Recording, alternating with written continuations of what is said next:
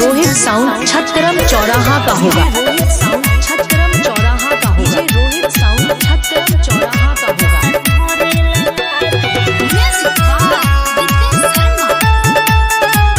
Singer छोटू प्रेमी official Purnia. Singer छोटू प्रेमी official Purnia.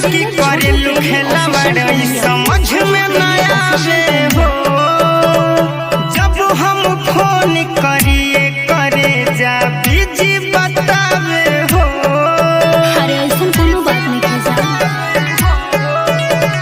प्यार करेलू की करेलू खेलवाड़। सिंगर छोटू प्रेमी ऑफिशियल पूर्णिया।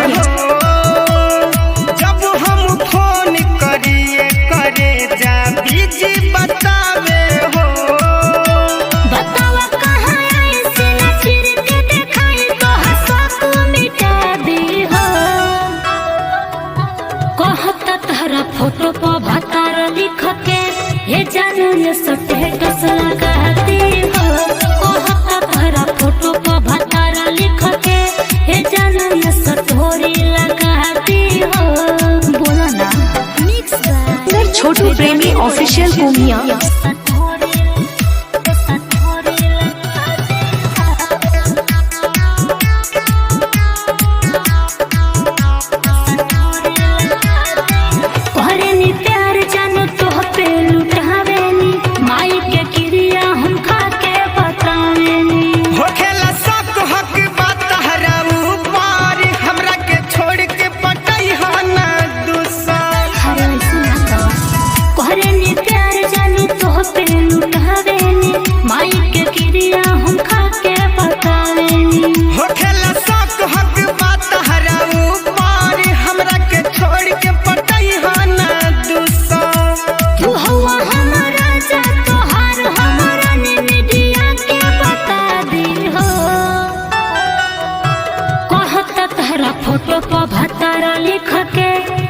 इलाका किसी का हो धमाका डीजे रोहित साउंड छतरम चौराहा का होगा। भतारा लिख के हे जानू ये स्टोरी लगाते हो।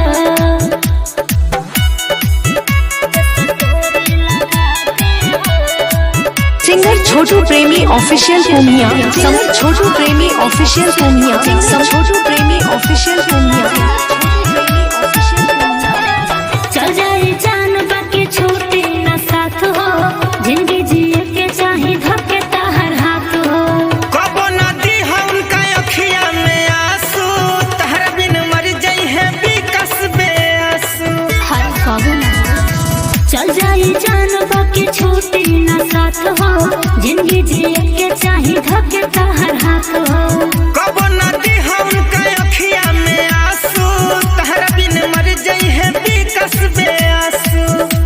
राइटर लालू राजा ना दे हको सजा करे तोहरे से शादी हो। कहता तारा फोटो पर भतारा लिख के हे जानू ये स्टेटस लगाती हो। कहता तारा फोटो पर भतारा लिख के हे जानू ये स्टोरी लगाती हो। बोला ना इलाका किसी का हो धमाका डीजे रोहित साउंड छतरम चौराहा का होगा। बुकिंग करने के लिए संपर्क करें 6261513798 पर।